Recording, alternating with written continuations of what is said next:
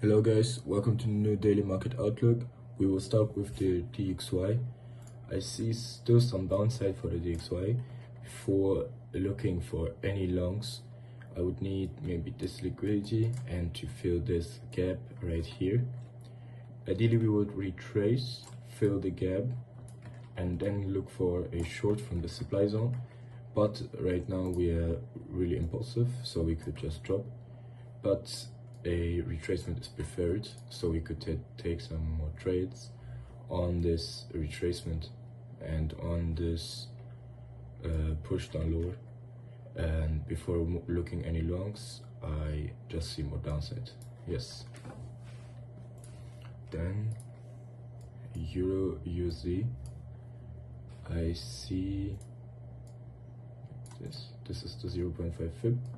I see we can get into some short setups if we break this 4-hour low.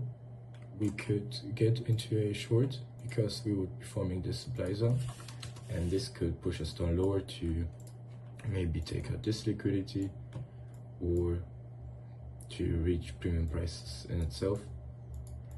And yeah, we just reached a higher time frame supply zone almost, and we almost reached the 0.5 fib, so interesting levels are happening right now, and just look for those levels. This short will be a 4-hour short for the retracement, but if we break the daily, we could look for the overall short.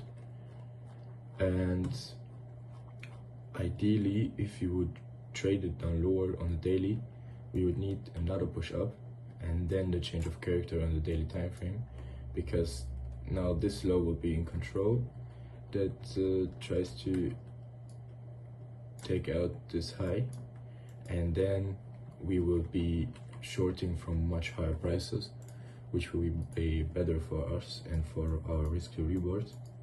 So this stands right now. Then we got GBP USD. It's kind of the same. It is stalling at this level here, and it's consolidating a bit, but we could look for a little bit of a short if we break this 4-hour low.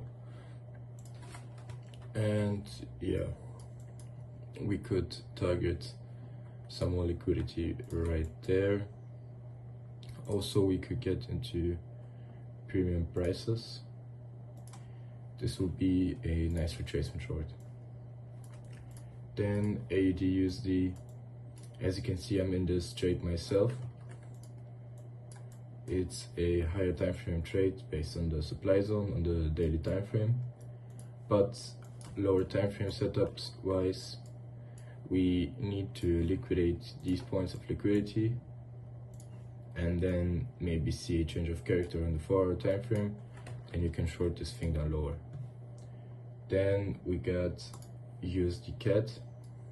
This thing is just going down and down, and there will be some opportunities to get into a buy soon, because we will enter this demand zone like this and the 0.5 fib levels.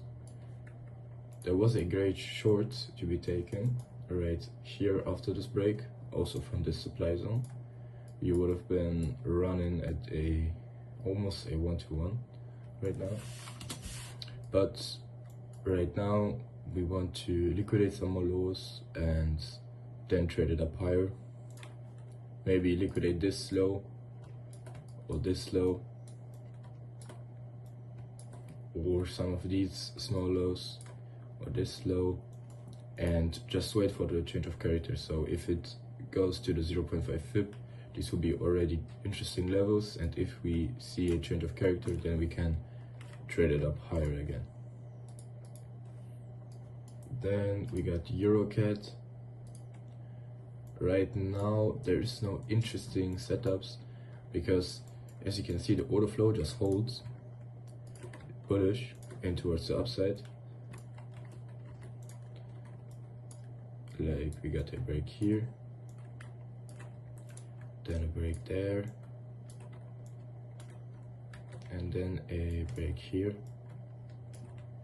and now a liquidation and another break will be happening soon. I mean, I assume that, but this will be a good price action to take longs from on the lower time frames, but it doesn't look clean because we are so high in the leg and we are bearish. So we are bearish from here to here, and we need some shorts because we took a lot of liquidity and we are in this high time frame supply zone, and it just would make sense to look for more longs because we are just so high in the leg. And if we see a break of structure like this, we could trade it down lower. So this would be the only play that I could see. Then GBP CAD is similar. We took a lot of liquidity right here. Then GBP CAD is similar. We took a lot of liquidity right here. Then we liquidated some lows here, but we would need a sustainable change of character, so I would need this low to go, but the risk to reward would be off because we wouldn't have so much downside to trade from. But I would just try to get a push up higher.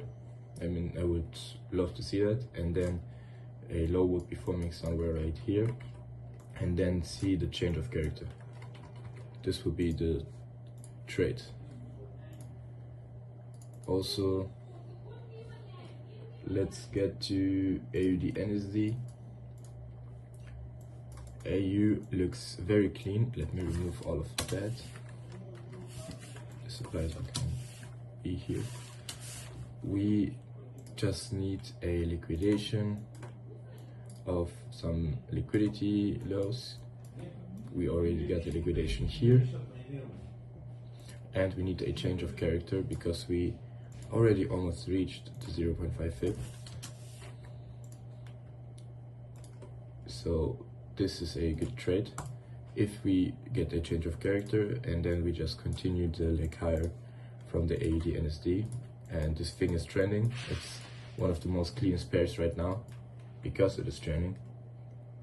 Then USD Swiss, it's going down lower. Yes, we could take some more of these lows out, but right now it doesn't have the best setup because there is no liquidity right here.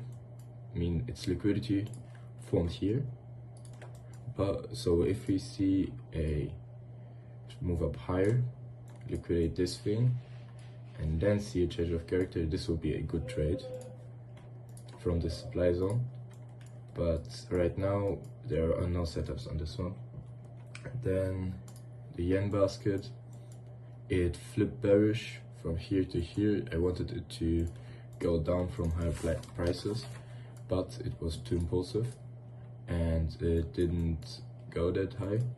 So it was here a break of structure, then flipped bearish, and now it's just, did it take out the low already? I think yes. No, almost. It will almost make a new lowest low. So more downside on the yen to be expected.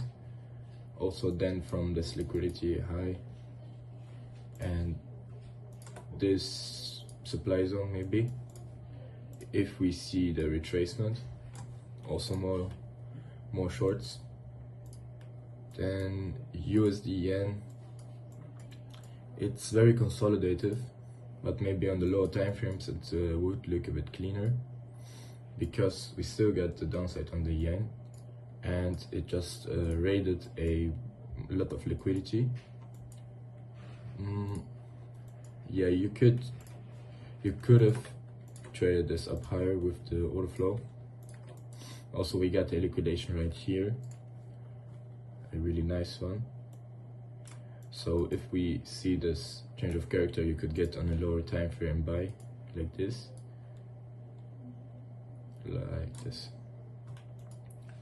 or maybe just target this liquidity, but the risk to reward would be a little bit off.